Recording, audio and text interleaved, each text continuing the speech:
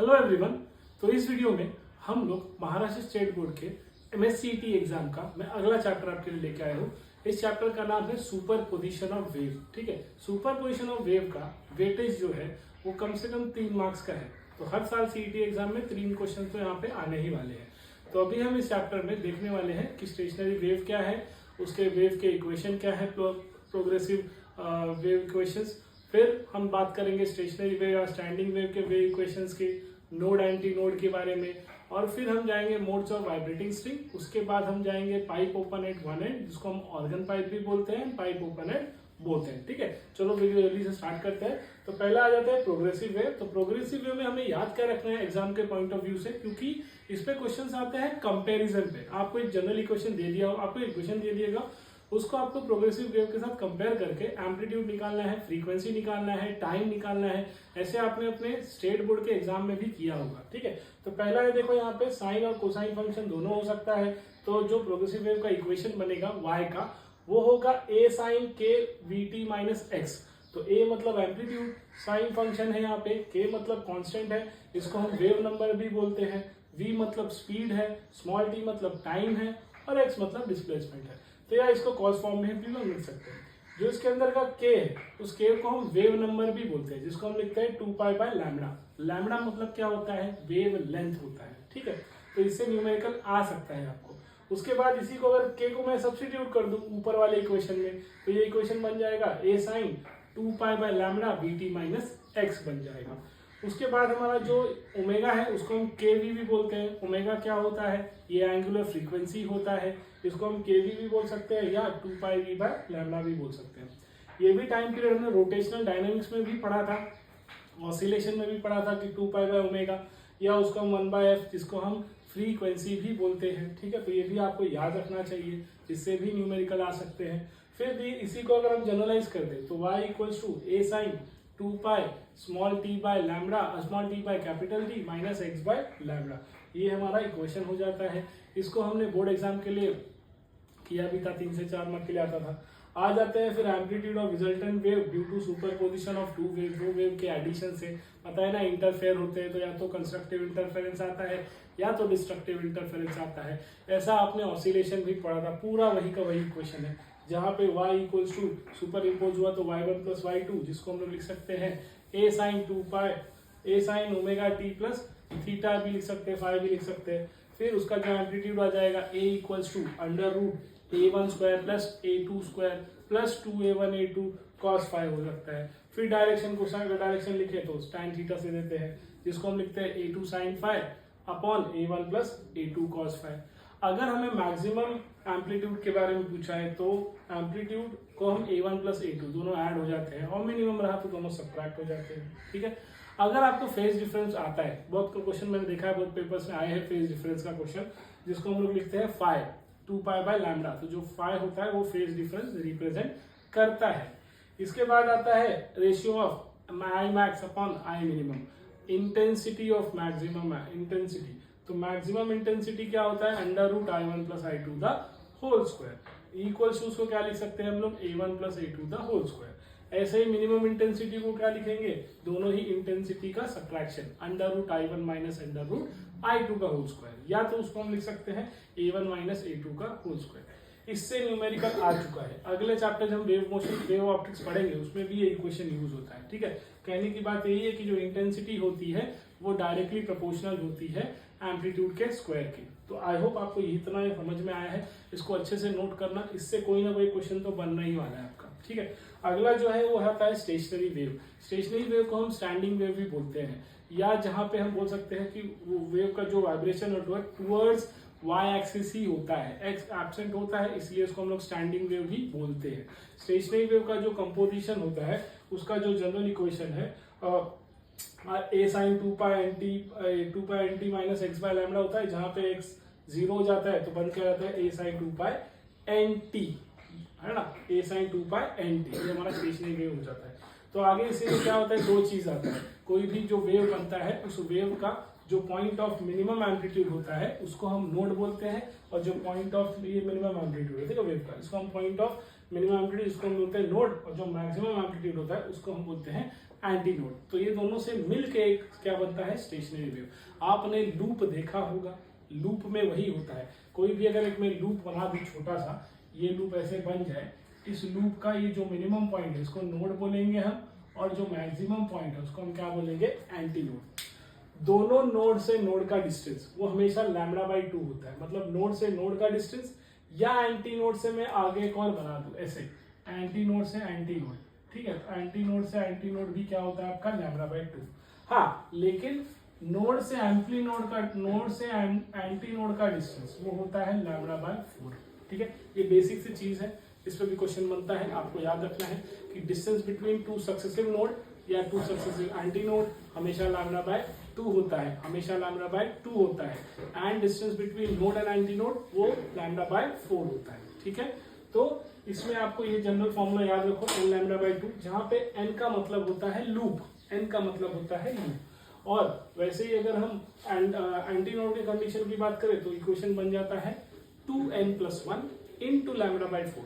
तो यहाँ पर भी n का मतलब लूप ही है, ठीक है। तो यही सेम चीज आपको ना लाइट में भी पढ़ने को मिलेगा जब आप वेव ऑप्टिक्स पढ़ोगे। तो आई होप आपको नोड एंटी नोड का मतलब समझ में आ गया है। नोड का मतलब मिनिमम एम्पलीट्यूड, एंटी नोड का मतलब मैक्सिमम एम्पलीट्यूड।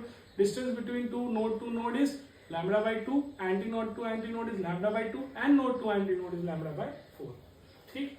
आगे हम आते हैं फॉर्मेशन ऑफ स्टेशनरी वेव, जिसमें हम पहले मोड्स ऑफ वाइब्रेटिंग स्ट्रिंग पढ़ेंगे। स्ट्रिंग, गिटार, सितार, जितने भी स्ट्रिंग इंस्ट्रूमेंट होते हैं, स्ट्रिंग रिलेटेड आपके ऑब्जेक्ट होते हैं उसका, तो उसका लेंथ जो होगा फर्स्ट का होता है n λ/2, जहाँ पे n मतलब 1 2 3 हो जाता है। तो इसका लेंथ आएगा लैम्डा, इसको हम यही लेंथ को हमने सब्स्टिट्यूट कर कुछ नहीं किया है।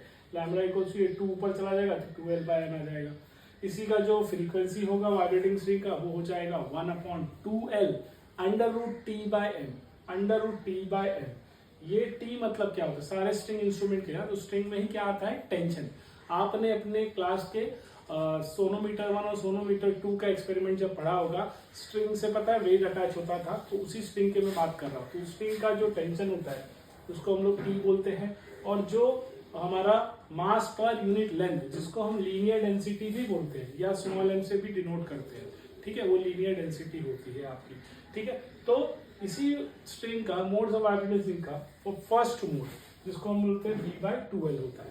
वैसे ही सेकेंड मोड की जो आपकी फ्रीक्वेंसी हो जाती है जिसको हम सेकेंड हार्मोनिक या फर्स्ट ओवरटोन भी बोलते हैं, ऐसा कब होता है, जब n की वैल्यू 2 हो जाती है। तो आपका n2 क्या हो जाएगा, 2n1 हो जाएगा, ठीक है। n2 क्या हो जाएगा, 2n1, जिसमें n2 मतलब सेकेंड हार्मोनिक और ये n1 मतलब फर्स्ट ओवरटोन।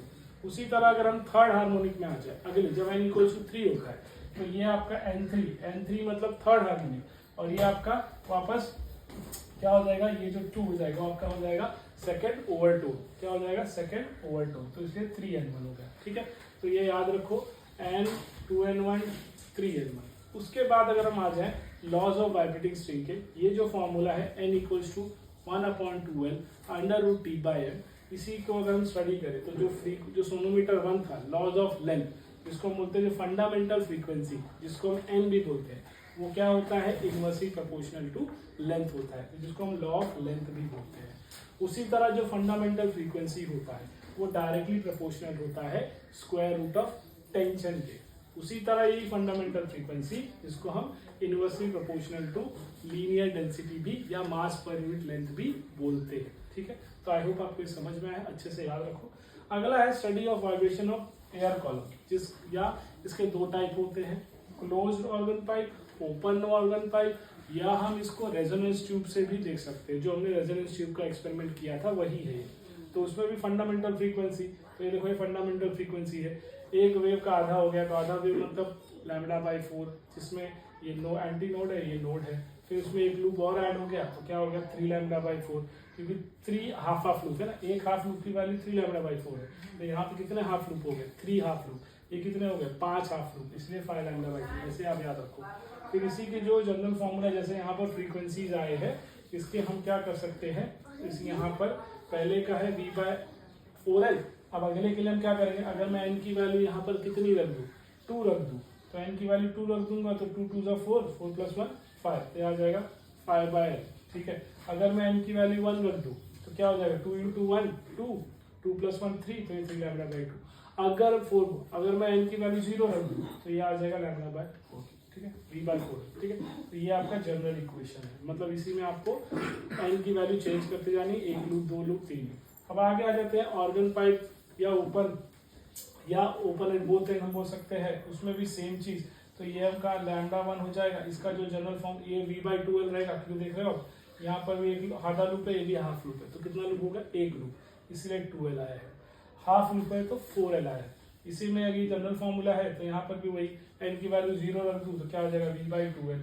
n की वैल्यू मैं 1 रख दूँ तो क्या हो जाएगा, n की वैल्यू 1 रख दूँ तो v/2l। n की वैल्यू 2 रख दूँ तो क्या हो जाएगा, ये 2 कैंसिल हो जाएगा, v/l आ जाएगा, तो ट्वाइस लिखना पड़ेगा। n की वैल्यू 3 रख दूँ 3v/2l, ऐसे आ जाएगा, ठीक है।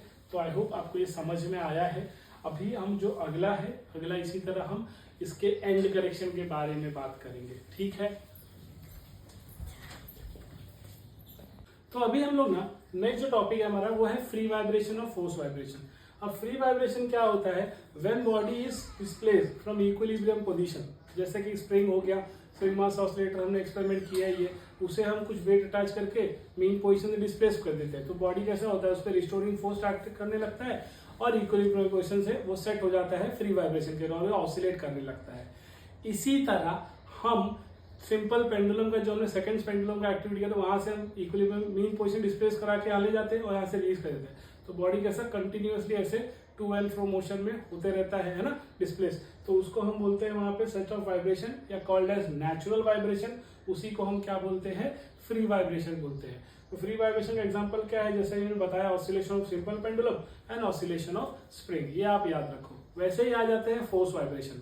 फोर्स वाइब्रेशन के लिए क्या चाहिए होता है, एक कंटिन्यूअसली हमें पीरियोडिक वाइब्रेशन चाहिए होता है। कंटिन्यूअसली पीरियोडिक वाइब्रेशन इसलिए चाहिए होता है कि जो भी मोशन अगर सेट कर दिया है फ्री वाइब्रेशन में, एक टाइम आने के बाद वो डैम्प हो जाता है, उस डैम्प होने के बाद वो रेस्ट डाउन हो जाता है, तो रेस्ट ना करे इसीलिए उस कंटिन्यूअसली उसको एक्सटर्नल पीरियोडिक फोर्स हम प्रोवाइड करते रहते हैं। तो इसलिए वहां पे लिखा है external periodic force with frequency of external periodic force, such vibration is called as force vibration. इस फोर्स वाइब्रेशन के यूज से हम लोग इसका फिर उसके बाद म्यूजिकल इंस्ट्रूमेंट में इसका यूज होता है। उसके बाद आगे हम चलते हैं रेजोनेंस ट्यूब पे। तो रेजोनेंस ट्यूब का भी कैसा होता है, इसके दो टाइप होते हैं, एक pipe open at one end, एक pipe open at both end. तो हमें एंड करेक्शन पता करना है। एंड करेक्शन क्या होता है पता है, आपने जब रेजोनेंस पाइप का एक्सपेरिमेंट किया होगा तो हम पाइप से थोड़ी दूर पर ट्यूनिंग फॉर्क कर रखते थे, मतलब स्ट्राइक करने के बाद रबर पैड से थोड़ी दूर पर रखते थे ताकि वो पाइप और उसके बीच में थोड़ा सा डिस्टेंस रहे।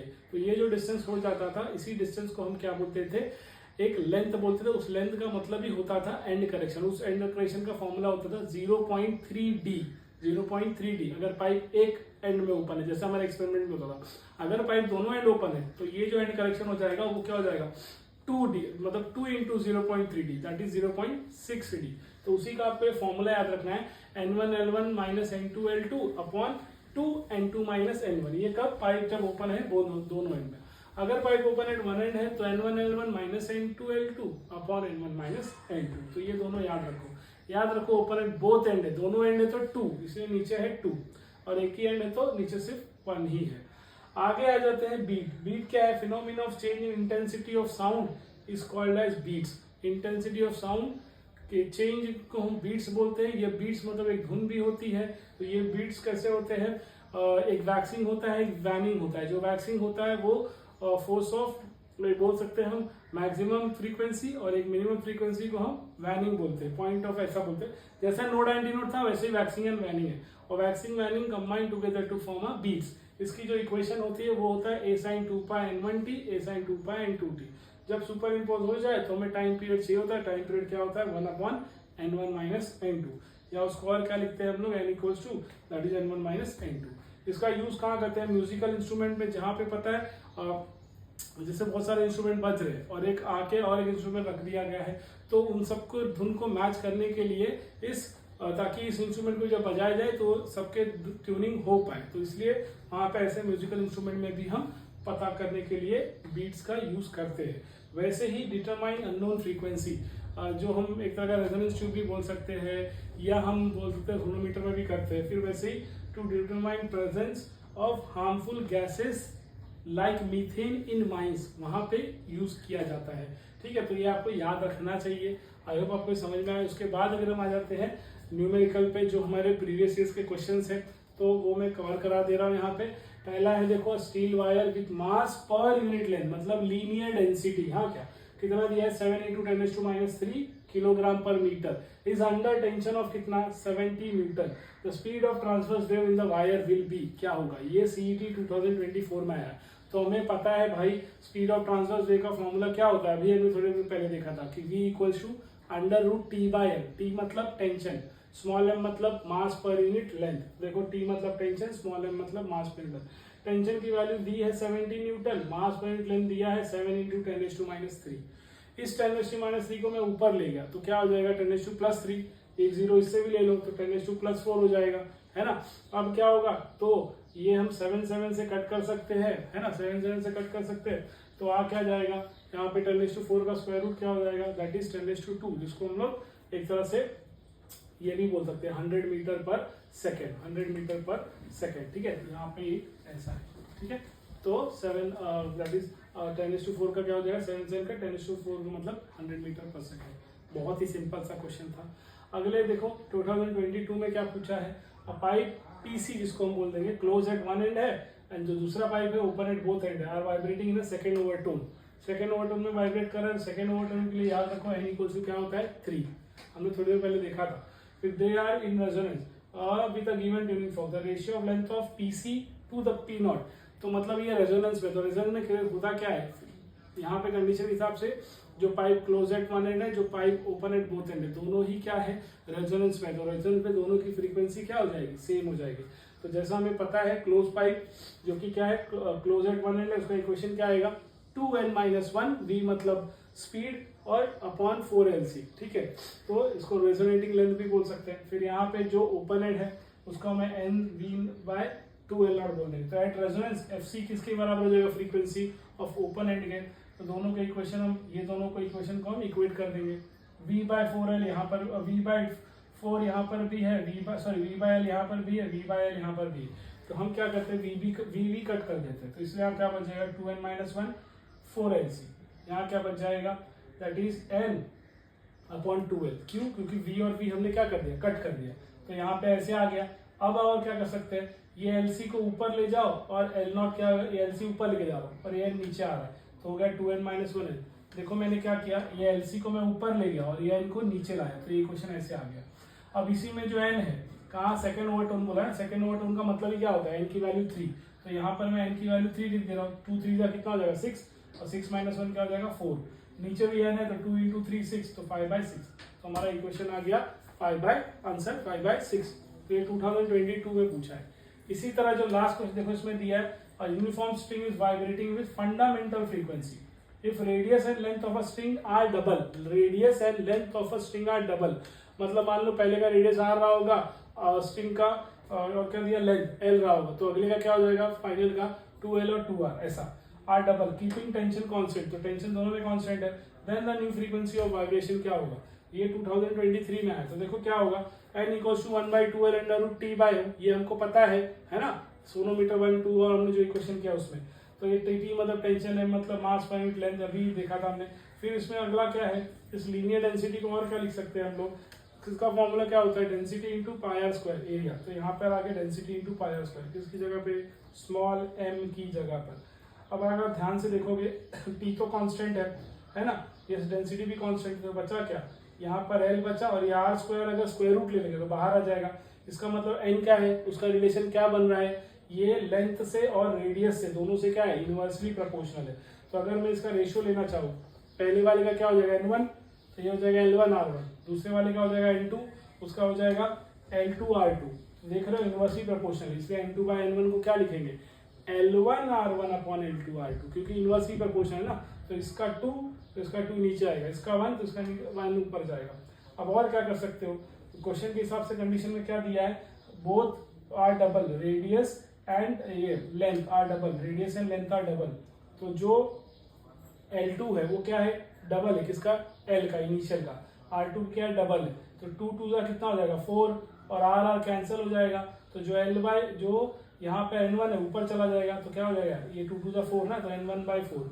इसी N1 को मैं लिख देंगे, क्योंकि यहाँ पे देखो इन टर्म्स ऑफ N दिया है, तो हमारा करेक्ट आंसर है N/4। तो ये आ जाएगा N/4। ठीक है, तो आई होप आपको समझ में आ रहा है। 22, 23, 24 ये सारे क्वेश्चंस मैं करा दे रहा हूँ आपको। तो आई होप वीडियो पसंद आ रही है। अभी नेक्स्ट सब में देखिए, when tension T is applied to a sonometer wire of length L, it vibrates with fundamental frequency n, ठीक है, normal. Keeping the experiment setup same, the tension is increase by 8 Newton, मतलब T को और 8 से बढ़ा दिया गया। तब क्या हुआ, फंडामेंटल फ्रीक्वेंसी क्या हो गई 3 टाइम्स दी अर्लियर, मतलब पहले की अगर n रही होगी तो अगले क्या हो गई 3n। कब हो गई, जब टेंशन को T से T+8 कर देंगे। तो फंडामेंटल, तो initial tension applied to wire कितना होगा। तो अब क्या करेंगे हम लोग, इनिशियल फ्रीक्वेंसी का इक्वेशन क्या है जो हमें पता है, n equals to 1/2L √T/m, है ना, वाइब्रेटिंग स्ट्रिंग वाला। अब टेंशन को क्या कर दिया हमने, 8 से बढ़ा दिया, तो फ्रीक्वेंसी कितनी हो गई, थ्राइस, क्वेश्चन के कंडीशन के हिसाब से, तो इसलिए 3n लिख दिया। और t को क्या चेंज कर दिया, T+8। इन दोनों का रेशियो ले लूंगा, इक्वेशन 2 डिवाइड बाई इक्वेशन 1, तो हमें n और n कैंसिल हो जाएगा, 2l कैंसिल हो जाएगा, स्मॉल m कैंसिल हो जाएगा, तो बचेगा क्या, T+8/T। अब ये 3 बचेगा, तो इसका अगर हम लोग स्क्वायर ले लें तो 3 का स्क्वायर क्या हो जाएगा 9, और ये रूट हट जाएगा तो T+8/T बच जाएगा। ये T का आप 9 में मल्टीप्लाई कर दो तो 9T हो जाएगा इक्वल टू T+8। ये T यहाँ पे लेके चले जाओ तो 9T माइनस T क्या हो जाएगा 8T, और 8T क्या हो जाएगा 8, तो इसलिए T क्या हो गया आपका 1। काफी सिंपल सा क्वेश्चन था, बस याद रखो n equals to 1/2L √T/m, ठीक है। अगला क्वेश्चन देखो, ऐसे ही दिया है, the equation of sound wave is कितना, y equals to 0.0015 sin 62.4x plus 316t। तो एक जनरल इक्वेशन दिया है, इस जनरल इक्वेशन को कंपेयर करके आपको निकालना क्या है, find the wavelength of the wave. तो हमें पता है ये प्लेन प्रोग्रेसिव वेव का इक्वेशन है, जो सबसे पहला मैंने थ्योरी में पढ़ाया था, सबसे पहला इक्वेशन। उसी इक्वेशन का वैल्यू क्या है, y equals to a sin kx plus omega t, general equation है। इस जनरल इक्वेशन को मैं इससे कंपेयर कर रहा हूँ, तो देखो यहाँ पे x है, यहाँ पर x है, हमें निकालना क्या है, वेवलेंथ ऑफ द वेव निकालना है। तो वेवलेंथ तो कैसे निकलेगा, जब हमें k की वैल्यू पता होगी। तो 62.4 यहाँ पे जो x से मल्टीप्लाई है, जनरल इक्वेशन में k यहाँ पर है, तो इसलिए x और x को कंपेयर करेंगे तो k किसके बराबर हो जाएगा 62.4 के, ठीक है। इस k की वैल्यू क्या है 2 पाई बाय लैम्डा, है ना wave number 2 pi by lambda, तो हमें लैम्डा चाहिए, लैम्डा ऊपर आएगा 62.4 नीचे आ जाएगा, 2 × 3.14, मतलब पाई की वैल्यू जो है 3.14, अगर करेंगे तो 6.28 आएगा, जो रफली कितना हो जाएगा 6.24 भी लिख सकते हैं, डिवाइड बाय 62, तो 1 डिवाइड बाय 10 हो जाएगा, मतलब 0.1। तो यहाँ पे ऑप्शन में 0.1 था, ठीक है, तो ये आपका आंसर हो गया। याद रखो 6.28 और 62.4 अप्रोक्सीमेटली 1/10 ही होगा, तो इसलिए 0.1, ठीक है। एग्जाम ऐसे ही करना है आपको सीधी। अगला देखो, पाइप ओपन एट, ये कब आया था, ये 2016 में आया था। अगला क्वेश्चन देखो 2019 में आया। तो पाइप ओपन एट बोथ है एंड क्लोज एट वन, मतलब दोनों तरह के पाइप दिए, सेम लेंथ है, दोनों का सेम लेंथ है। The ratio of frequency of P to 2, तो यहाँ पे दोनों का अगर लेंथ सेम है तो जो ओपन एट है उसका क्या होगा, जनरल इक्वेशन फ्रीक्वेंसी का P+1 V/2L, और अगर क्लोज है तो P+2P+1 V/2L। अब दोनों का रेशियो ले लो, ओपन बाय क्लोज, है ना, तो हमें क्या हो जाएगा V है कैंसिल, 2L कैंसिल, तो बचा क्या P+1/2P+1। और यहाँ पर देखो ये V/4L होगा, तो ये 4L ऊपर जाएगा, है ना, 4L ऊपर जाएगा, ऐसे लिख देता हूँ मैं, ये 4L होता है, ठीक है, ऐसे। तो यहाँ पर क्या हो जाएगा, ये 4L ऊपर चला जाएगा, हाँ, तो इसलिए आएगा 2P+1/2P+1, ये आपका आंसर हो जाएगा। अब अगला देखो, अगला क्या है, यहाँ पे दिया string is vibrating in 5th overtone. 5th overtone है, मतलब भाई 6 लूप होगा, बिटवीन 2 रिजिड सपोर्ट 2.4 है, थ्योरी में हमने पढ़ा है। Apart the distance between successive node and anti node, तो कितना डिस्टेंस कितना है रिजिड सपोर्ट के बीच का डिस्टेंस कितना है 2.4 मीटर। क्वेश्चन में कंडीशन क्या दिया है 6th ओवरटोन है, तो हमें पता होना चाहिए कि 6th ओवरटोन का मतलब ही क्या होता है, 5th ओवरटोन का मतलब ही क्या है 6th हार्मोनिक, ठीक है। स्ट्रिंग विल बी हैविंग कितना लूप, फिर 6 लूप, तो इसलिए distance between node and anti node, जो कि हमेशा क्या होता है लैम्डा 2L, ये 2L होता है ना, तो 2L डिस्टेंस जो होता है, तो इसलिए 6 × 2L, एक लूप का लेंथ 2L होता है, 6 लूप मतलब क्या 6 × 2L इक्वल टू कितना हो जाएगा 2.4, तो इसलिए L यहीं रखो, और 6 2 का कितना हो जाएगा 12, तो 2.4 डिवाइड बाय 12 कितना हो जाएगा, 12 से कट जाएगा ना, 12 × 1 12 2 24, तो 0.2 मीटर, तो आपका आंसर आ जाएगा 0.2 मीटर। अगला क्वेश्चन दिया है, ये 18 में, अगला क्वेश्चन दिया है equation of progressive wave y equals to 3 sin pi t/3 minus pi/5 plus pi/4 है। Where x and y in meter, time in second, which is correct?